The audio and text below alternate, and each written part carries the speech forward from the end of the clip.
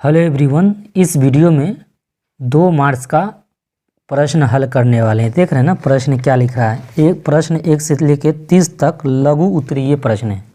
इसमें से किन्हीं 15 प्रश्न उत्तर दे। प्रत्येक प्रश्न के लिए 2 अंक निर्धारित है। यह आपको एग्जाम में आता है 30 को, जिसमें से 15 का ही अनिवार्य क्वेश्चन है, 15 ही का जवाब देना है आपको।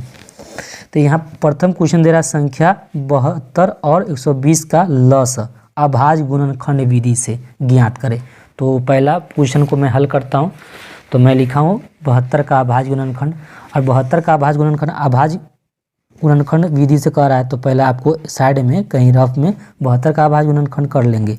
कैसे करेंगे? 2 से डिवाइड करेंगे। तो ये अंत में इकाई स्थान जिसे बोल सकते हैं, ये 2 है तो ये 2 से डिवाइड होगा। तो 36 दूनी क्या होगा? 72। ये फिर 2 से डिवाइड होगा तो क्या होगा? 18 दूनी 36। फिर 2 से डिवाइड होगा तो क्या होगा? 9।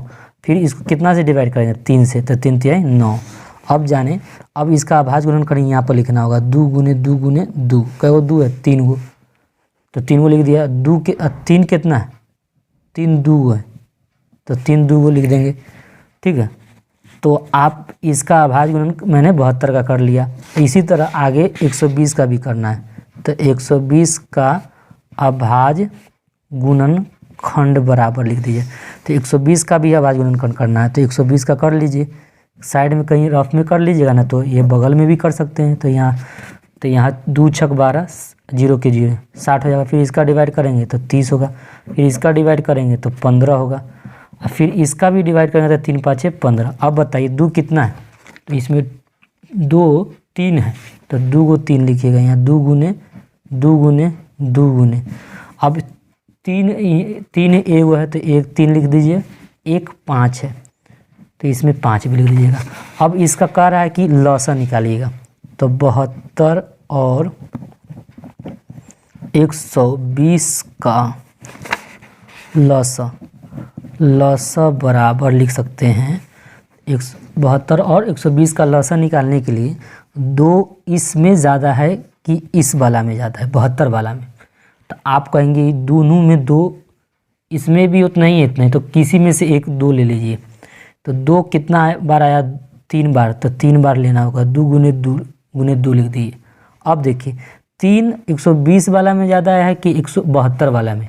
तो हम कहेंगे वो 172 वाला में आया 3, क्योंकि इसमें 2 बार है, इसमें 1 बार है, तो ज़्यादा इसमें ना है, तो इसको लेना पड़ेगा। 3 गुने 3।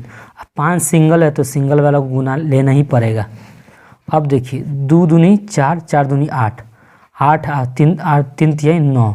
तो 9 में 8 से गुना 9 8 72।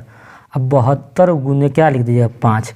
5 दूनी 10 और 7 5 35 और 35 1 36। तो 310 आंसर आ जाएगा इसका। ठीक है, आगे क्वेश्चन देखिए। करा सिद्ध करे कि 3√2 एक अपरिमेय संख्या है। ये हमको सिद्ध करना है। तो सिद्ध करने के लिए क्या करेंगे? हम इसे पहला क्या करें? मान लेंगे। माना कि 3√2 एक परिमेय है। ये है क्या? अपरिमेय। मान लेते हैं इसको परिमेय संख्या। परिमेय संख्या मानेंगे, देख रहे हैं सिद्ध हो रहा है कि नहीं। इसे हम परिमेय मानते हैं। अब सिद्ध कर रहे हैं हो रहा है कि नहीं। अगर नहीं होगा तो वो अपरिमेय हो जाएगा। तो मान लिया कि ये परिमेय संख्या है। तो परिमेय संख्या, अब इसको हम कैसे लिख सकते हैं? अब लिख सकते हैं 3√2 बराबर a/b, क्योंकि a/b भी तो परिमेय है और ये भी परिमेय है, तो दोनों बराबर। तो लिखेंगे a और b क्या आपका सअभाज्य है। चाहे तो इसको लिख सकते हैं अभाज्य है। ए और बी क्या है? आपका सअभाज्य, यानी ए और बी में केवल एक ही क्या है? एक ही संख्या से, एक से केवल भाग जाएंगे, दूसरी कोई संख्या से भाग नहीं जाएंगे, बस यही बात है।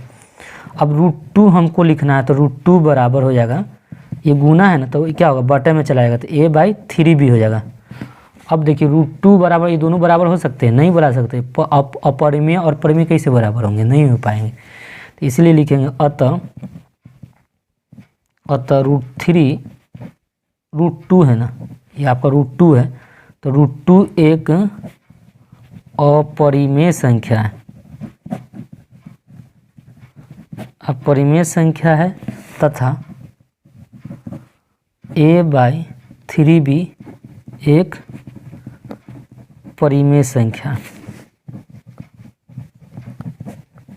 जो असंभव होगा, जो इस इम्पॉसिबल भी बोल सकते हैं, जो असंभव है। अतः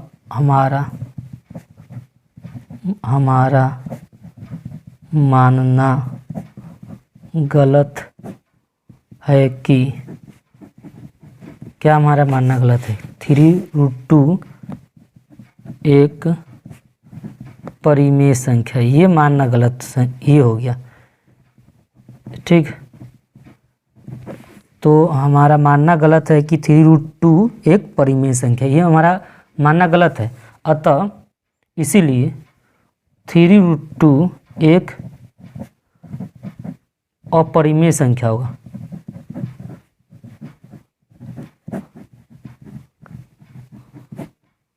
अपरिमेय संख्या, जो हमने प्रूव करके बता दिया। ठीक है, तो यही आंसर बहुत छोटा ही था, 2 मार्क्स से आएगा। हमारा मानना गलत है कि 3√2 एक क्या है? परिमेय संख्या, ये मानना गलत है। जब ये गलत हो गया तो खुद ऑटोमेटिक ये क्या हो गया? अपरिमेय संख्या हो गया। तो ये मैंने क्लियर कर दिया आपके सामने। आगे क्वेश्चन देखें, आगे करा कि भाग दीजिए, तो ये सिंपल है भाग देना। तो y+2 से कितने भाग देना है? 2y² + 3y + 1, इसमें भाग देना। तो देखिए यहाँ y² है, अब मुझे 2y² कैसे ही यहाँ लाना है। तो देखिए यहाँ y है, अब कितना रख देंगे कि 2y हो जाएगा। तो यहाँ देखिए 2y रखेंगे तो यहाँ इतना हो जाएगा, कैसे? गुना करिए, 2y को y में गुना करेंगे तो 2y² हो जाएगा। जानते हैं ये 2y दोनों में गुना होगा, तो इसमें तो गुना हो गया, अब किस में होगा? तो ये प्लस देख लीजिएगा, तो प्लस हो गया, क्योंकि यहाँ प्लस प्लस प्लस हो गया, और 2 दूनी 4, तो 4y हो जाएगा। जानते हैं प्लस का क्या होता है? माइनस, ये प्लस का माइनस।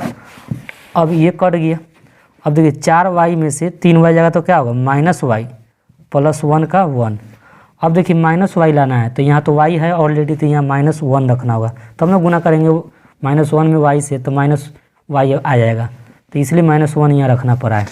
तो यहाँ -y और माइनस प्लस क्या होगा? माइनस, तो -2 हो जाएगा, तो माइनस का प्लस। अब ये कट जाएगा, तो 2 1 3, बस भाग देने के लिए कह रहा था, भाग दे दिए, बस आपका ये हो गया। चाहे तो भागफल शेषफल लिख सकते हैं, तो भाग देने के लिए कह रहा था, यहाँ भागफल शेषफल पूछ रहा है नहीं, इसलिए मैंने भाग दे दिया, बस काम खत्म।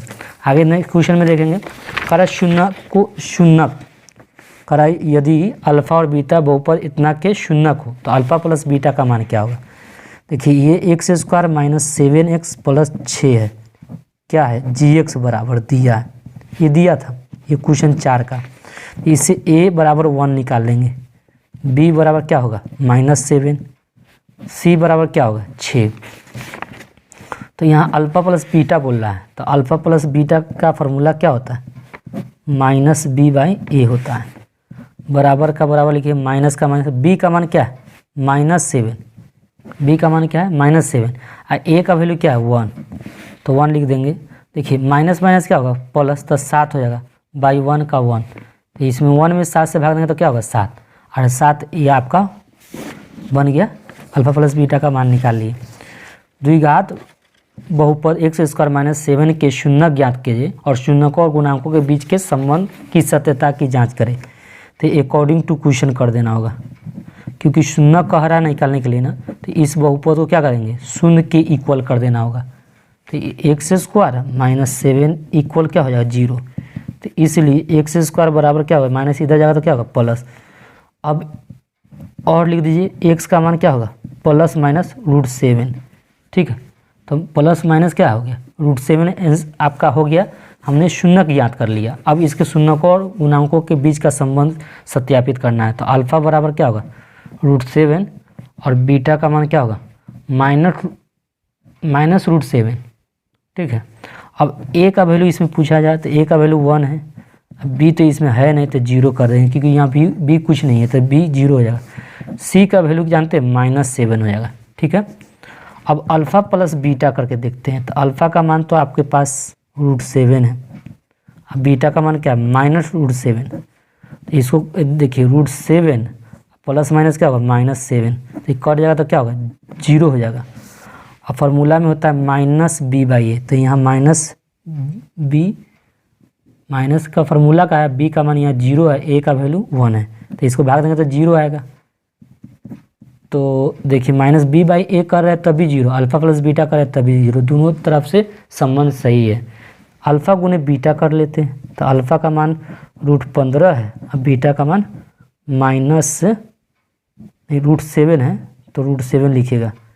क्या है √7, तो √7, ये √7 है तो √7, तो माइनस प्लस क्या होगा माइनस, अब देखिए 2 और 7 होगा, वर्गमूल निकलेगा तो केवल 7 हो जाएगा।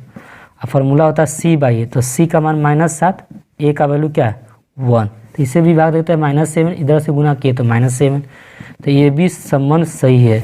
अतः लिख देंगे शून्यकों तथा गुणांकों का संबंध क्या है सही है। बस इस वीडियो में इतना ही, और नेक्स्ट वीडियो में और मिलते हैं।